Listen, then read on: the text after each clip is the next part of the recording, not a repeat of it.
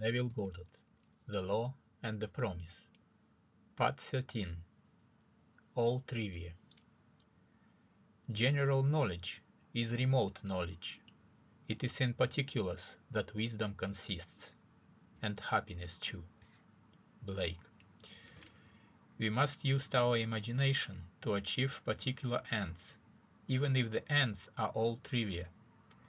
Because men do not clearly define and imagine particular ends, the results are uncertain. While they may be perfectly certain, to imagine particular ends is to discriminate clearly. How do we distinguish the oak from the beech, the horse from the ox? But by the bounding outline. Definition asserts the reality of the particular thing against the formless generalizations which flood the mind. Life on earth is a kindergarten for image making. The bigness or littleness of the object to be created is not in itself important. The great and golden rule of art, as well as of life, said Blake, is this: that the more distinct, sharp, and wiry the bounding line, the more perfect the work of art, and the less keen and sharp, the greater is the evidence of weak imitation. What is it that builds a house and plants a garden, but the definite and determinate? Leave out this line, and you leave out life yourself. The following stories are concerned with the acquiring of seemingly little things, or toys, as I call them, but they are important because of the clear imaginal images that created the toys. The author of the first story is one of whom it is said, she has everything. This is true. She has financial, social, and intellectual security. She writes, as you know, through your teaching and through my practice of that teaching, I have completely changed myself and my life. 2 weeks ago, when you spoke of toys, I realized I had never used my imagination for the getting of things, and I decided it would be fun to try it. You told of a young woman who was given a hat by merely wearing that hat in her imagination. The last thing on earth I needed was a hat. But I wanted to test my imagination for this getting of things, so I selected a hat pictured in a fashion magazine. I cut the picture out and stuck it on the mirror of my dressing table. I studied the picture carefully. Then I shut my eyes, and in my imagination I put that hat on my head and wore it as I walked out of the house. I did this just once. The following week I met some friends for luncheon, and one of them was wearing the hat. We all admired it. The very next day I received a parcel by special delivery messenger. The hat was in the parcel. The friend who had worn it the day before had sent the hat to me with a note saying she did not particularly care for the hat and didn't know why she had bought it in the first place, but for some reason she thought it would look well on me. And would I please accept it? G.L. Movement from dreams to things is the power driving humanity.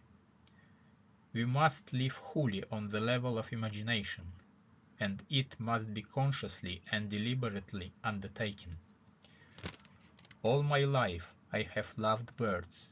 I enjoy watching them, hearing their chatter, feeding them, and I am particularly fond of the small sparrow. For many months I have fed them crumbs of morning bread, wild bird, seed, and anything I believed they would eat. And for all those months I have been frustrated as I watched the larger birds, particularly the pigeons, command the area, gobbling up most of the food seeds and leaving the husks for my sparrows. To use my imagination on this problem seemed facetious to me at first, But the more I thought of it, the more interesting the idea became. So one night, I set about seeing the little birds come in for their full share of daily offerings. And I would tell my wife that the pigeons no longer interfered with my sparrows, but took their share like gentlemen and then left the area.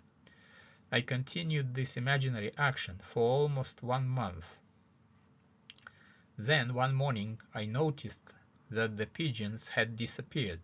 The sparrows had breakfast all to themselves for a few days. For those few days no larger bird entered the area. They did return eventually, but to this day they have never again infringed on the area occupied by my sparrows. They stay together, eating what I put out for them, leaving a full share of the area to my tiny friends. And do you know, I actually believe the sparrows understand. They no longer seem to be afraid when I walk among them. R.K. This lady proves that unless our heart is in the task, unless we imagine ourselves right into the feeling of our wish fulfilled, we are not there, for we are all imagination, and must be where and what we are in imagination. In early February, my husband and I had been in our new house 1 month, a home lovely beyond telling, perched on a rugged cliff with the ocean for our front yard, wind and sky for neighbors and seagulls for guests. We were ecstatic. If you have experienced the joy and woo of building your own house, you would know how completely filled with happiness you are and how completely empty your purse is. 100 lovely things clamored to be bought for the house, but the one thing we wanted most of all was the most useless: a picture. Not just any picture, but a wild, wonderful scene of the sea dominated by a great wild clipper ship. This picture had been in our thoughts all the months of building, and we left one living room wall free of paneling to hold it. My husband mounted decorative red and green ship lanterns on the wall to frame our picture, but the picture itself would have to wait. Draperies, carpeting, all the practical items must come first. Perhaps so, but that didn't stop either one of us from seeing that picture in our imagination on that wall. One day, while shopping, I strolled into a small art gallery, and as I walked through the door, I stopped so suddenly. A gentleman walking behind me crashed into an easel.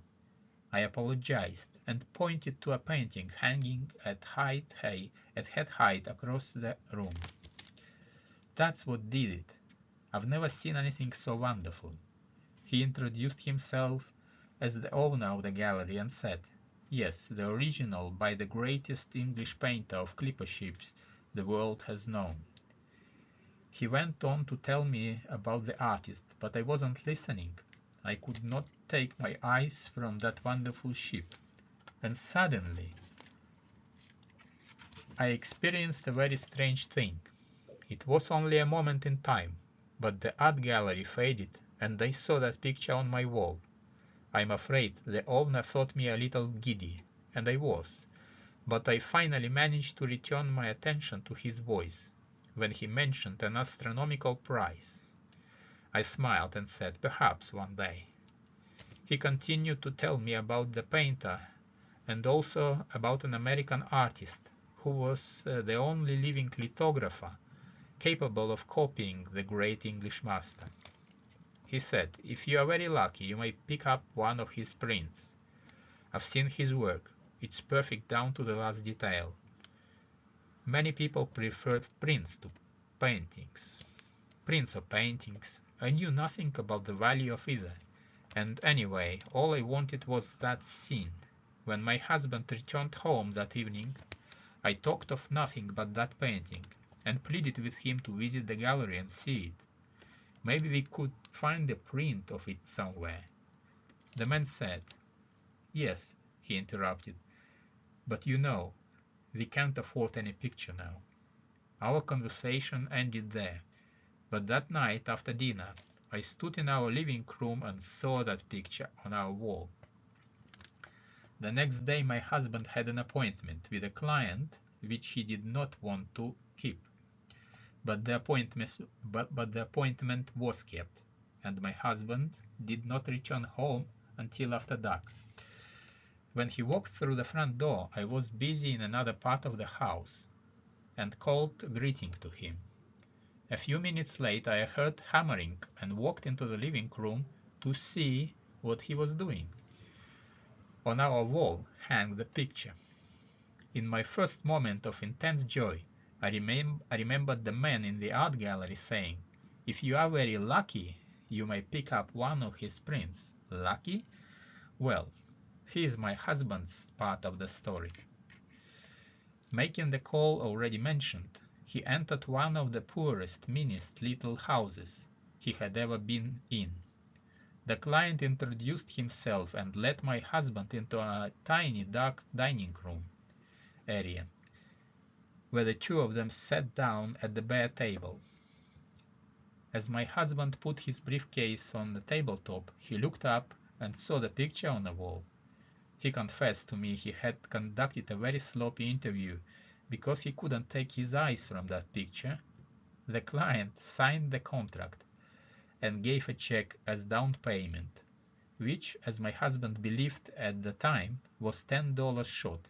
Mentioning this fact to the client, he said the check given was every cent he could afford, but added, "I've noticed your interest in that picture. It was here when I took this place. I don't know to whom it belonged, but I don't want it. If you'll put the $10 in for me, I'll give you the picture." When my husband returned to his company's office, he learned he had been in error about the amount. He was not charged $10. Our picture is on our wall, and it costs us nothing. A.A. Of R.L., who writes the following letter, it must be said, "In faith, lady, you have a merry heart." One day, during a bus strike, I needed to go into the downtown area and had to walk 10 blocks from my home to the nearest bus in operation. Before starting home, I recalled there was no food market on this new route, and I wouldn't be able to shop for dinner.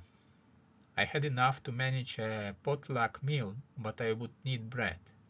After shopping all day, the 10 blocks back from the bus line was all I could manage, and to go still further to shop for bread was out of the question. I stood very still for a moment and allowed a vision of bread to dance in my head. Then I started for home. When I boarded the bus, I was so tired, I grabbed the first available seat and almost sat on a paper bag. Now, on a crowded bus, tired passengers rarely look directly at one another. So being naturally curious, I peeked into the bag. Of course, it was a loaf of bread. Not just any bread, but the very same brand of bread I always buy. R.L. Trifles, all trifles. But they produced their trivia without price. Imagining accomplished these things without the means generally reputed necessary to do so. Imagining accomplished these things without the means generally reputed necessary to do so. Man rates wealth in a way that bears no relation to real values. Come, buy wine and milk without money and without price. Isaiah 55:1.